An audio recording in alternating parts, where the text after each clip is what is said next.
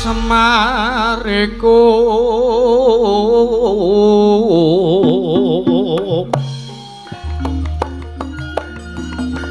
pamonge satriya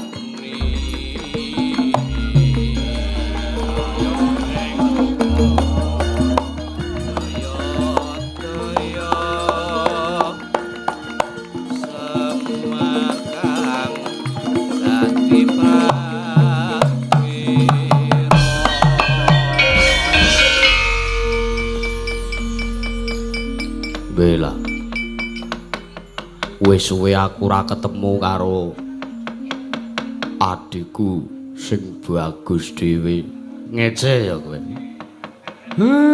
Kakang Tejo Mantri, Omar. Mbok Tejo Maya ngono wae. Nek Tejo Mantri ngopo? Aku dikira aku nabuh suling. Suling kok ditabuk. Ayo, bloko kowe wingi wis ngusung dingklik to?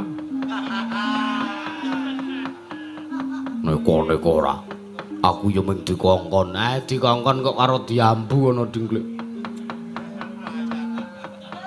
Aneh-aneh ora. Piye kabare Kakang Togog? Apik mar pangestumu apik. Kabarmu kowe sak anak-anakmu piye? Ya syukur alhamdulillah. Aku karo anak-anakku nggone iki rak wis jaman madya. Lah iya tegese para Pandhawa iki wis duwe anak putu. Anak-anak Pandhawa kabeh ludes keles nalikane perang gedhe Bratayuda. Saiki karek wayah-wayah Pandhawa. Lah ya ngono. Lah iya. Lah piye?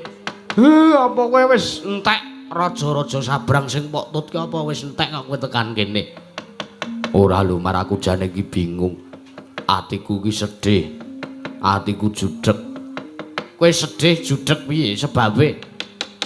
Mergo saking ratu, saking satriya sing tak tutke kuwi ora ana satriya utawa ratu siji wae sing duwe pambegan apik. Aku kok rumangsaku meri karo kowe. Aku to mereni? Heeh. Kowe meri karo aku sebabe kowe iki pirang taun mangabad-abad mataun-taun aku urip karo kowe pisah papan, kowe urip ning tanah Jawa. Kowe ngemong satriya tanah Jawa, aku ngemong raja-raja, aku ngemong ratu-ratu tlatah Sabrang. Lah terus karepmu kepiye? Kok kowe meri sebabe? Nggo sik Tomar, sing tomong ki rak satriya mantasaning para satriya. Tegese satriya sing ateteken ati suci pepayung budi rahayu. Lah coba saiki sawangen aku sing tak tutke wong-wongane tuk mis kabeh. Aku ngetutke raja-raja sing watake angkara budine candala. Aku ngetutke ratu-ratu, ngetutke satriya ya pancen watake satriya ning nuwun sewu lho, nuwun sewu. Pambegane iki nek entukku ngarani kok udu pambegan satriya mergo duweni watak angkara budi candala. Mula aku ki judheg, aku ki meri karo kowe kuwi lho, Mar. Gek soleh ku arep ngetutke karo wong-wong kuwi iki, kowe nek ngetutke wong sing apik kowe melu tumindak apik. Ning nek aku ngetutke wong sing elek, aku kelepetan dosane, arep aku ora melu nglakoni dosa ibarate ora melu mangan nangkane ning aku melu gabul pulute. Mula bloko suta aku meri karo kowe, aku judheg. Lah iki bareng wis rampung kabeh. Tak rasa jagat sak isine kok wis tentrem, tak rasa jagat sak isine kok wis ora ana wong sing duweni pambegan angkara. Aku mung arep ngrembug bab perkara iki, aku meri karo kowe Mar Semar. Semare kaden prayitna semore ka balik.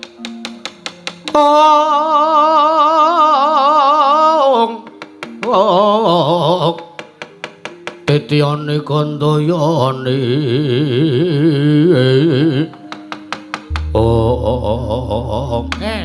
lae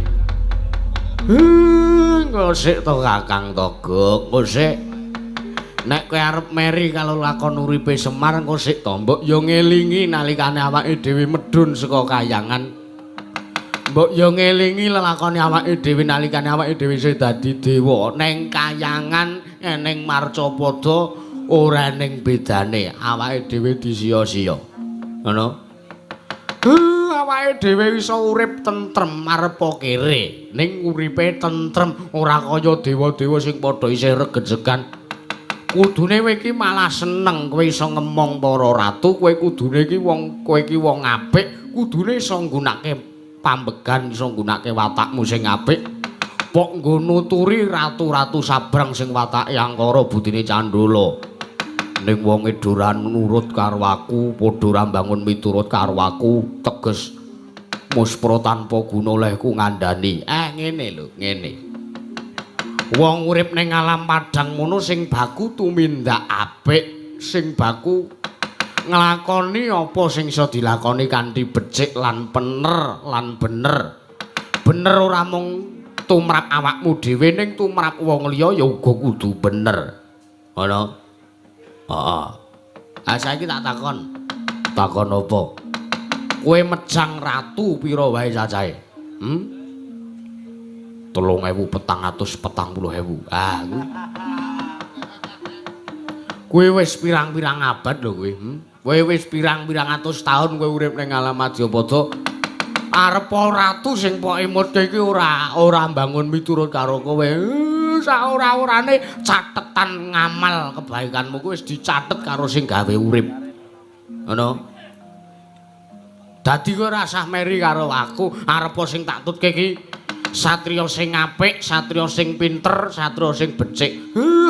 Ngetutke satriya pinter.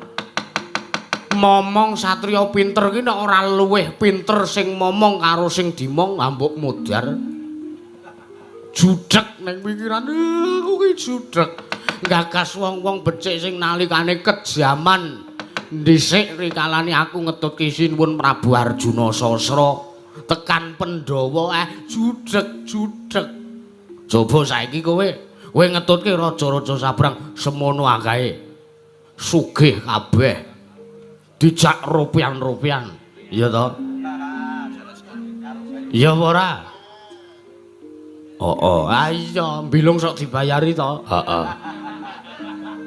Panjan iya, ning aku sok dijak sok ora gelem kok marah sing kandha sapa. Wong aku entuk pelaporane mbilung. Tahu kowe dijak dolan ngidul kowe ora gelem bali kok. Ayo bloko wae kowe Kakang Tejomaya. Banjur saiki kepiye? Sik to, sik. Saiki ngene. Iki nggo patuladan.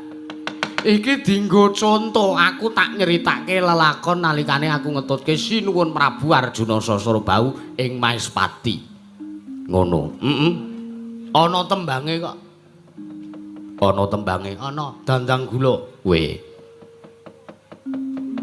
Coba tak krungu. Ayo men, ayo Parjo. Nembang jo Parjo. Yogyanira. Ayo dandang gula. Yogyanira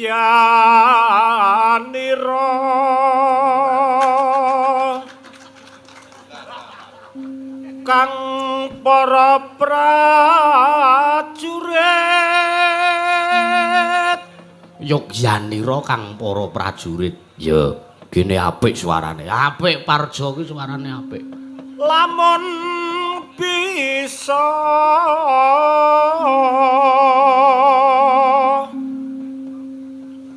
sira anuladya, lamun bisa sira angulata utawa anulada. Ya, kuwi tegese apik banget. Ya. Kadya ngene caritane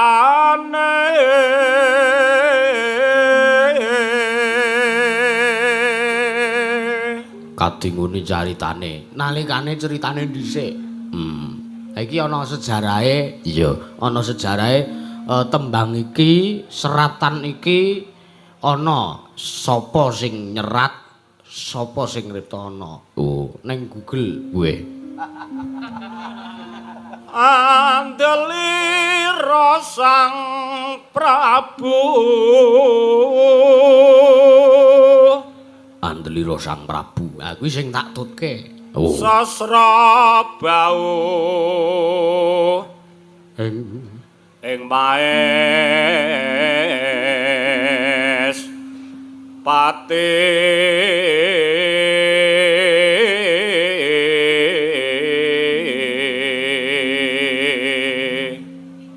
nano aran Patih Suwanda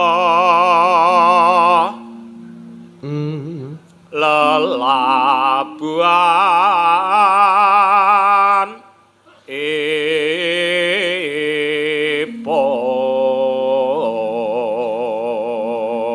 Nah, iki nyeritake lelabuhane Patih Suwanda utawa sadurunge dadi patih, sadurunge ditampa. Ah wis engko deloken dhewe lakone ana kok engko tak critake kok. Iya, heeh. Kang kinelung triprakara gunakaya urun ingkang den antepi nuhun netrah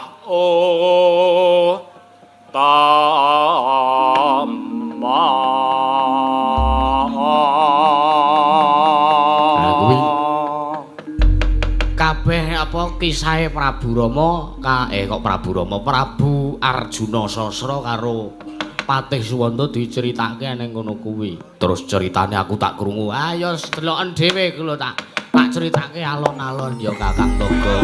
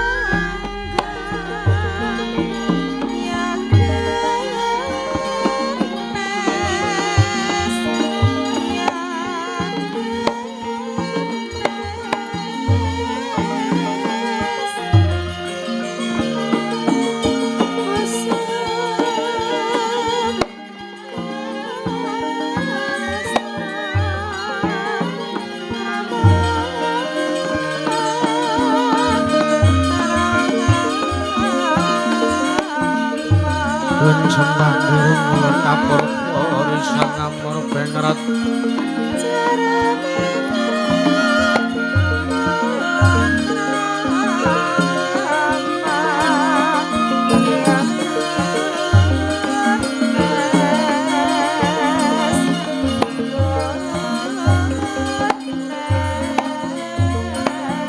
mringsanganan ingkang pringkanan siang tasih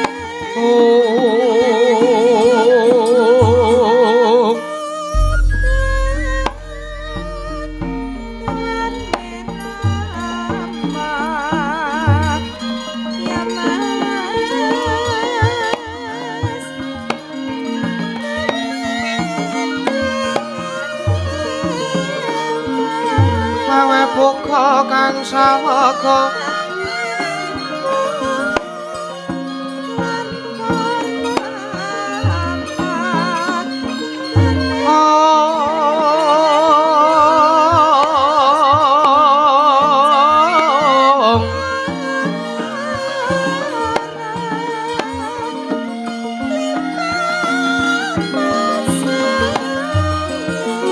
Masireng telahan jebangkanan mamujo hayang wang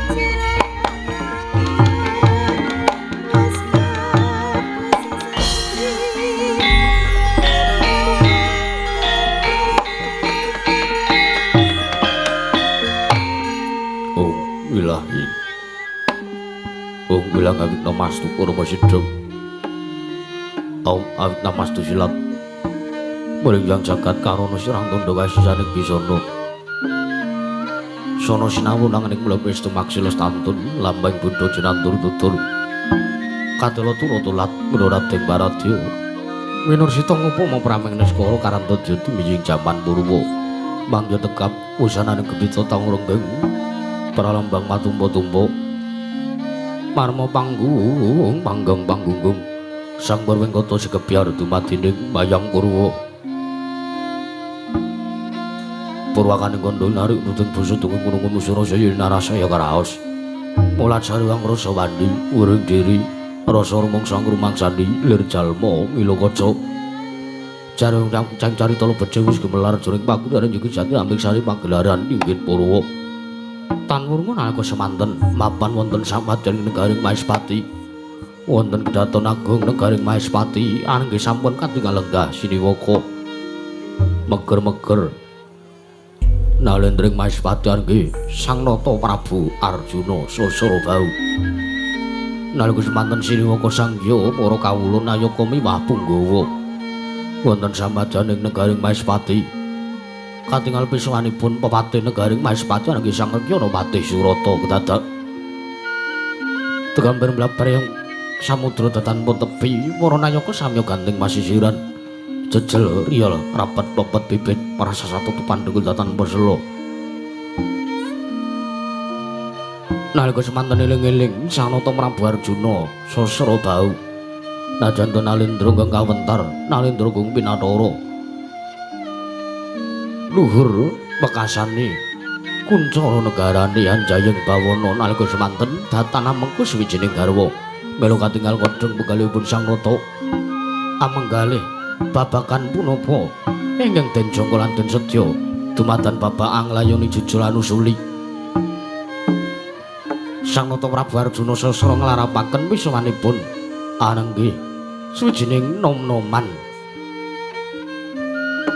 Ingkang alampak topo PP wonten sak madaning alun-alun negaring Maespati kedadan alku semanten dadi kaget sang neman kula wau den dangu dening sang Nata Prabu Arjuna Sasra dadi kumbang wijine pandika sang Prabu Arjuna Sasra bau ingkang dening kababaring lisan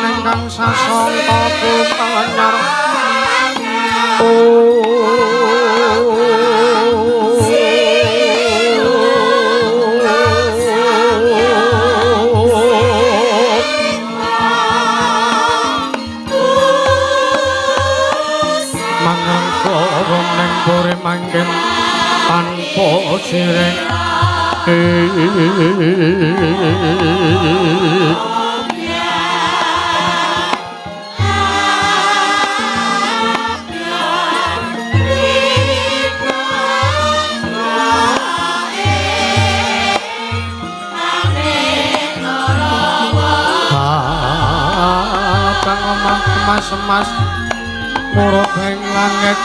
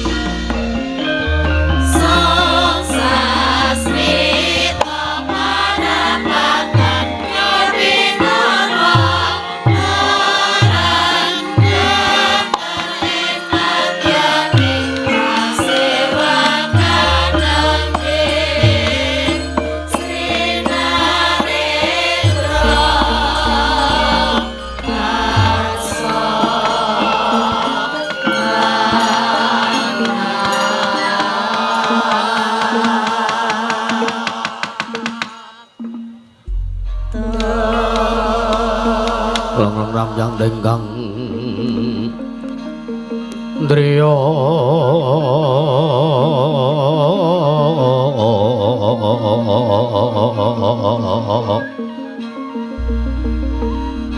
liriwang candra katawangan sumu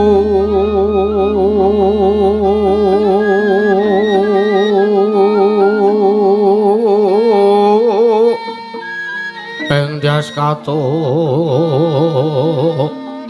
kita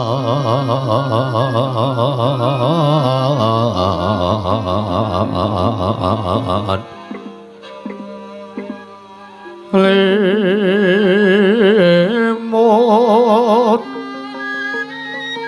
kapiarsaning rojit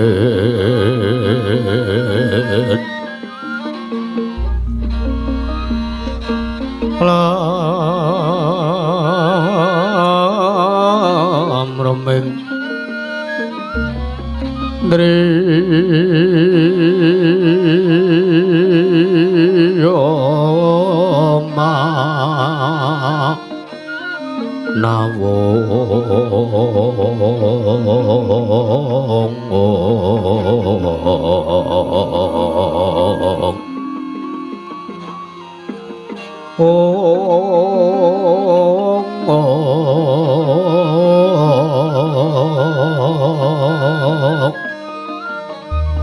kakawungeng yawang besesa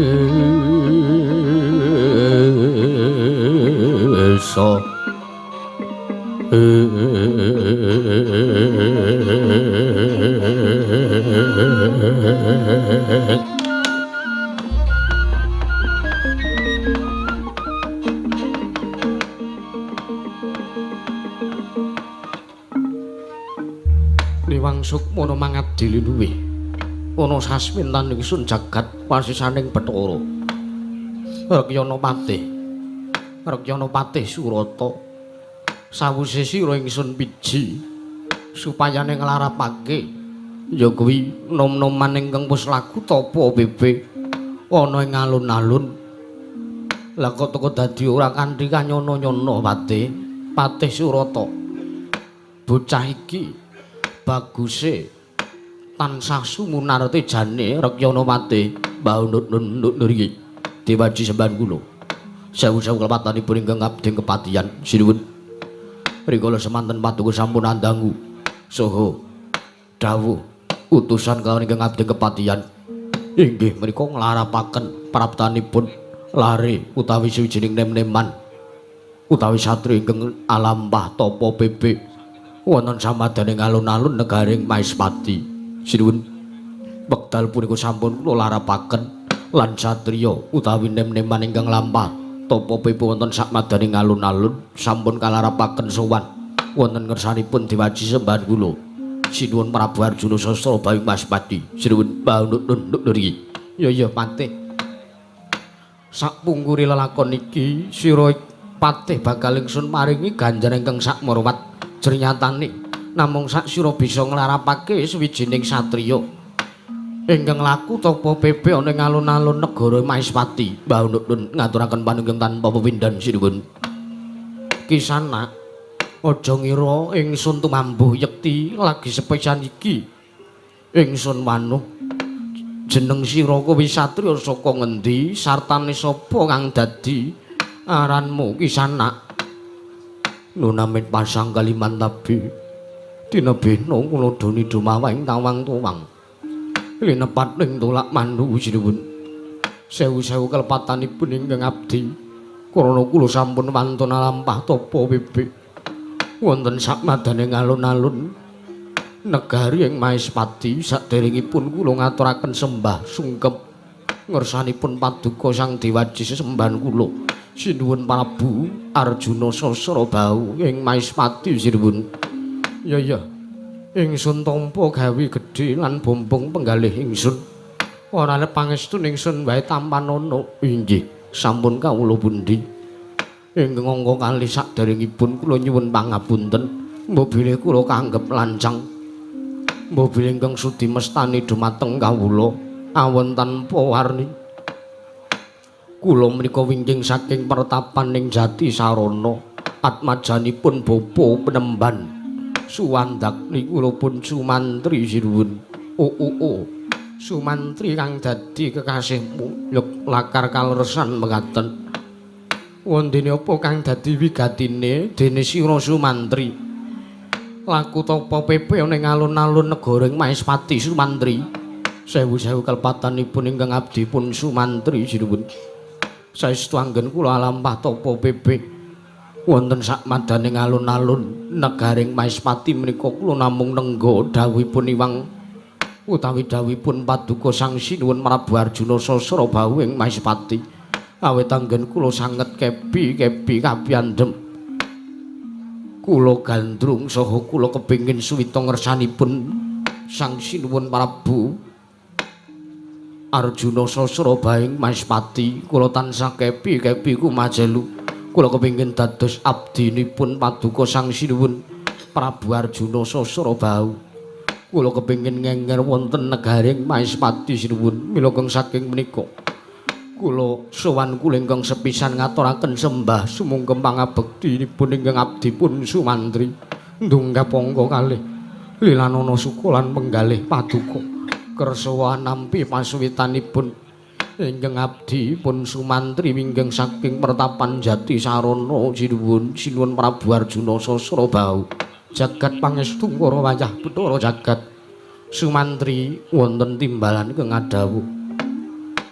Apa kang dadi sangu munggonmu bakal suwita ana ngarsaning ingsun? Nggih, awit kula menika lair lan batos anggen kula kepingin suwita dados nayakanipun Sinuwun Prabu Arjuna Sasrabahu ing Maespati. Sangu saha ingkang kula beta inggih menika namung raos bekti kunjung ngersanipun Sinuwun Prabu Arjuna Sasrabahu kanthi lair lan batos. Kula mboten badhe mrengkang dawuhipun Sang Nata, kula badhe sebaya mukti sebaya mati. Wonten perkawis menapa kemawon ingkang tumanduk wonten Prajanagaring Maespati tartentu kula mboten badhe selak. Kula sagah nampi dawuhipun Paduka Sang Sinuwun Prabu Arjuna Sasrabahu ing Maespati lan kula lair batos. Menawi kula nggadahi kalepatan kula purun dipun dukani langkung-langkung kula ugi purun nampi pidana saking Paduka Sang Sinuwun Prabu Arjuna Sasrabahu ing Maespati sinuwun. Sikra-sikra yen permana kanca sikra ngraken nawang sesangga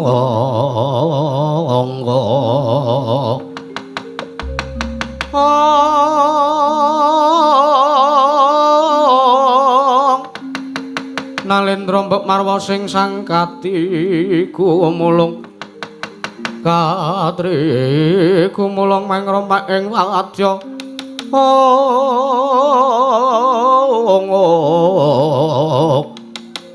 Purtakara reka kiri-kiri nang kono magawe klarira wang-wang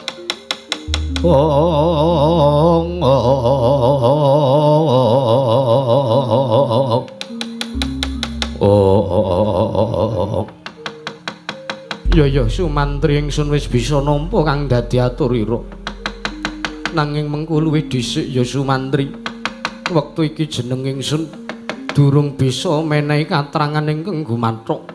Babagan sira ndak tampa pasuwitane apa ora nggonmu kepengin suwita ana ngarsaning ingsun. Jalaran wektu dina iki panjenengan ingsun lagi kodheng penggalihe.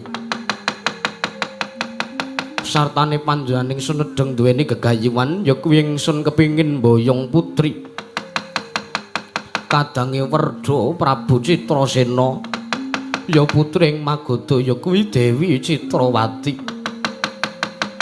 Panjenengan ingsun kodheng penggalih ingsun merga sabab ingkang ingsun gayuh iki ya Dewi Citrawati. Wektu dina iki kaya dene kumbang utawa kaya dene kembang ingkang nedyeng mekar-mekare.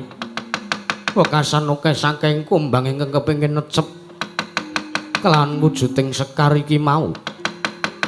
lan ana ing negara ing Magadha akeh saking para nalindra ingkang berguguk utawaton ingkang wis ditampik katresnane dening Dewi Citrawati nanging isih adreng lan sartane kepi ku macalu kepengin mboyong Dewi Citrawati minangka dadi jatuh kramane mula ya Sumantri gandeng wektu dina iki panjenenganing sun durung bisa menehi katrangan ingkang gumanthuk merga panjenenganing sun lagi menggalih babakan ingkang ndak gayuh ya kuwi aku kepengin mboyong kelawan Dewi Citrawati dadi prameswari ana ing negara ing Mahespati njejeri kalungguhane Prabu Arjuna Sasrabau Sumantri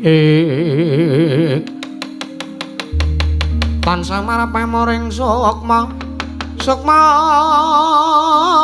sinukma ya winasya ing asepi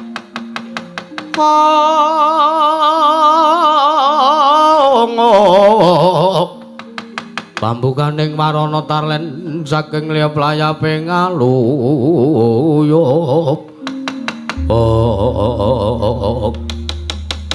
sinuwun menapa dipun kemarengaken ing sakmangke kula ingkang nedya amboyong dumateng pun Dewi Citrawati putring Magadha Sumantri wonten paringadhawuh aja kumlewat kang dadi ucapmu sira mono mung bocah enom sira mono mung atmaja pendhita saka gunung teka lha kok dadi kowe arep kumawani mboyong sartane ngaturake Dewi Citrawati lan panjenenganing sun nyuwun sewu gandeng kula menika lair batos anggen kula badhe kepengin suwita ngersanipun sinuwun Prabu Arjuna Sasrabau nadyan to kedah pejah wonten negaring Magadha anggen kula badhe ngunduraken saking para narendra ingkang kepengin mboyong dumateng pun Dewi Citrawati sinaosa kedah pejah badhe kula lampahi sinuwun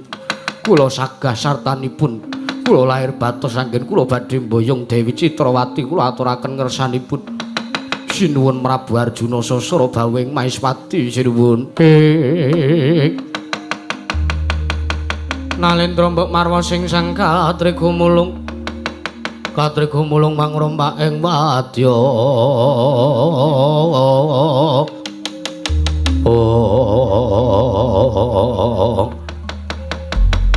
ya Sumantri ora ngira babar wisan jebul gedhe labuhanmu tumrap panjenenganing sun senajan to ing panjenenganing sun durung mangerteni dhewe sepira gedhene lelabuhanmu nanging ya ndak keparengake sira Sumantri budal tumuju ning negara Magadha mboyong kelawan Dewi Citrawati sartane ngundurke saking para ratu sartane Nalendra uga satriya ingkang isih berguguk utawaton kepengin mboyong kelawan Dewi Citrawati nanging wanti-wanti dawuh ingsun Sumantri syarat sarana utawa caramu sranamu nggonmu bakal ngundurke kelawan saking para ratu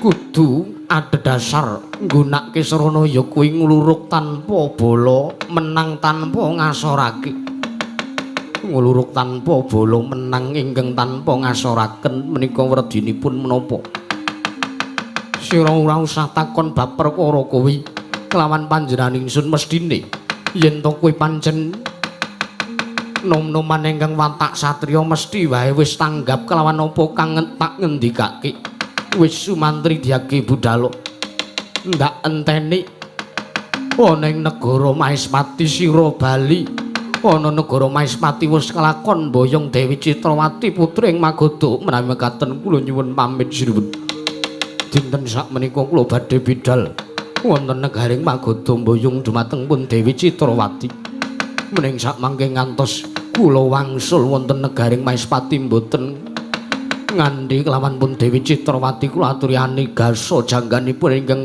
abdi pun Sumantri sinuwun wis ta diake budhal ndak kandhani puja santi puja puji rahayu ndak pangestoni budhalmu aja kaya bocah cilik Sumantri nyuwun pamit sinuwun